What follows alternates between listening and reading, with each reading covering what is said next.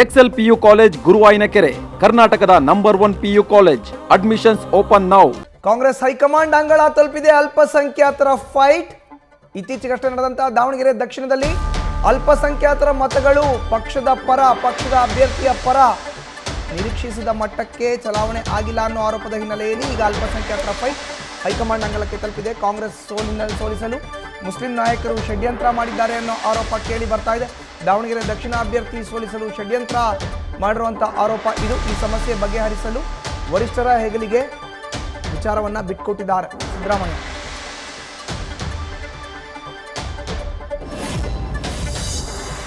ಅಂತ ಹೇಳಿದ್ರೆ ನಮ್ಮ ಪಕ್ಷದ ಕೆಲವು ಹಿರಿಯ ಮುಖಂಡರು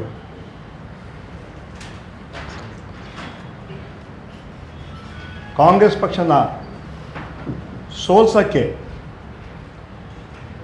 ದೊಡ್ಡ ಷಡ್ಯಂತ್ರ ಮತ್ತು ಹುನ್ನಾರ ಮಾಡಿದ್ದಾರೆ. ಆದರೂ ಕೂಡ ಅಲ್ಪಸಂಖ್ಯಾತರು ಕಾಂಗ್ರೆಸ್ ಪಕ್ಷದ ಪರವಾಗಿದ್ದು ಕಾಂಗ್ರೆಸ್ ಪರವಾಗಿ ಓಟನ್ನು ಹಾಕಿದ್ದಾರೆ. ಈ ವಿಚಾರ KPCC ಅಧ್ಯಕ್ಷರಿಗೆ, ಮುಖ್ಯಮಂತ್ರಿಗಳಿಗೆ ಹಾಗೂ ACSಗಳಿಗೆ ಮಾಹಿತಿ ಇದೆ. ಒಂದು ಜನ ಕಾಂಗ್ರೆಸ್ ಪಕ್ಷಕ್ಕೆ, ಕಾಂಗ್ರೆಸ್ ಪಕ್ಷ ಸಿದ್ಧಾಂತಗಳಿಗೆ, ಕಾಂಗ್ರೆಸ್ ಪಕ್ಷ ವಿಚಾರಧಾರೆಗಳಿಗೆ, 5 ಗ್ಯಾರಂಟಿಗಳಿಗೆ ಓಟನ್ನು ಹಾಕಿದ್ದಾರೆ. ಇದ್ರ ಬಗ್ಗೆ ಸಾಕಷ್ಟು ವಿಚಾರ ಆಯಿತು.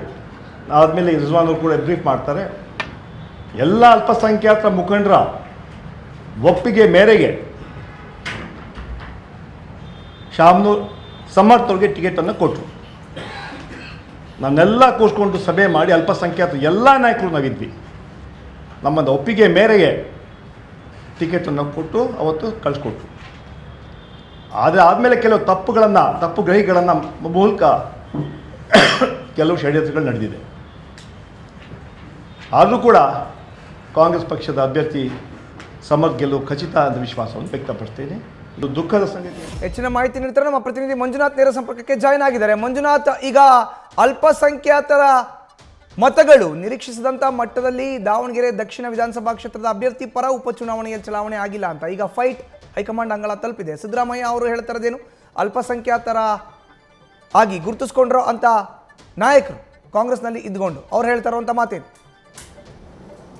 ಮಧುಸೂದನ್, ಏನು ದಾವಣಗೆರೆ ದಕ್ಷಿಣ ಕ್ಷೇತ್ರದ ಉಪಚುನಾವಣೆ ಸಂದರ್ಭದಲ್ಲಿ ಅಲ್ಪಸಂಖ್ಯಾತರಿಗೆ ಟಿಕೆಟನ್ನು ಕೊಡಬೇಕು ಅಂತ ಹೇಳಿ ಜಮೀರ್ ನೇತೃತ್ವದ ಅಲ್ಪಸಂಖ್ಯಾತ ನಾಯಕರು ಪಟ್ಟನ್ನು ಹಿಡಿದಿದ್ರು. ಆದರೆ ಏನು ಮಲ್ಲಿಕಾರ್ಜುನ್ ಅವರ ಒಂದು ಅಂದರೆ ಅವರ ಡಿಮ್ಯಾಂಡ್ ಅಂದರೆ ತಂದೆಯವರ ಕ್ಷೇತ್ರ ಆಗಿತ್ತು, ಹಾಗಾಗಿ ತಮಗೆ ಕೊಡಬೇಕು ಅನ್ನೋ ಒಂದು ಡಿಮ್ಯಾಂಡ್ ಹಿನ್ನೆಲೆಯಲ್ಲಿ ಅವರ ಕುಟುಂಬಕ್ಕೆ ಟಿಕೆಟನ್ನು ಕೊಡಲಾಗಿತ್ತು. ಆದರೆ ಇಲ್ಲಿ ಅಲ್ಪಸಂಖ್ಯಾತರಿಗೆ ಟಿಕೆಟನ್ನು ಕೊಡಲಿಲ್ಲ ಅಂತ ಹೇಳಿ ಜಮೀರ್ ಮತ್ತು ಅವರ ಆಪ್ತರು ಒಂದು ಟೀಮ್ ಒಂದು ಅಸಮಾಧಾನಗೊಂಡಿತ್ತು. ಜೊತೆಗೆ ಮಲ್ಲಿಕಾರ್ಜುನ್ ಅವರ ಒಂದು ಏನು ಹೇಳಿಕೆಯಿಂದ ಬೇಸರಗೊಂಡಿದ್ದರು. ಹಾಗಾಗಿ ಈ ಎಲ್ಲ ನಾಯಕರು ಏನು ದಾವಣಗೆರೆ ದಕ್ಷಿಣ ಕ್ಷೇತ್ರದ ಉಪಚುನಾವಣೆಯಲ್ಲಿ ಒಂದು ಕ್ಯಾಂಪೇನ್ ಮಾಡೋದಾಗಲಿ ಅಥವಾ ಮತಯಾಚನೆ ಮಾಡೋದಾಗಲಿ ಅಥವಾ ಅಲ್ಪಸಂಖ್ಯಾತದ ಸಮುದಾಯಕ್ಕೆ ಮನವರಿಕೆ ಅಂದರೆ ಸಮರ್ಥ ಪರ ಒಂದು ಕ್ಯಾಂಪೇನ್ ಮಾಡೋದಕ್ಕೆ ಅಥವಾ ಮತಯಾಚನೆ ಮಾಡೋದಕ್ಕೆ, ಜೊತೆಗೆ ಯಾಕೆ ಹೈಕಮಾಂಡ್ ಈ ನಿರ್ಧಾರವನ್ನು ತೆಗೆದುಕೊಂಡಿದೆ, ಜೊತೆಗೆ ಮುಂದಿನ ದಿನಗಳಲ್ಲಿ ಅಲ್ಪಸಂಖ್ಯಾತ ಸಮುದಾಯಕ್ಕೆ ಯಾವ ರೀತಿ ತೀರ್ಮಾನವನ್ನು ತೆಗೆದುಕೊಳ್ತೇವೆ ಅನ್ನೋ ಮಾತನ್ನು ಅಥವಾ ಅವರಿಗೆ ಮನವರಿಕೆ ಕೊಡುವಲ್ಲಿ ವಿಫಲ ಆಗಿದ್ದಾರೆ. ಹಾಗಾಗಿ ಈ ಒಂದು ವಿಚಾರವನ್ನು ಇಟ್ಕೊಂಡು ನಿನ್ನೆ ಏನು ಸಲೀಂ ಅಹಮದ್ ಅವರ ನೇತೃತ್ವದಲ್ಲಿ ಒಂದು ಸುದ್ದಿಗೋಷ್ಠಿಯನ್ನು ಕರೆದು ಸಚಿವ ಜಮೀರ್ ಮತ್ತು ನಜೀರ್ ಅಹಮದ್ ಜೊತೆಗೆ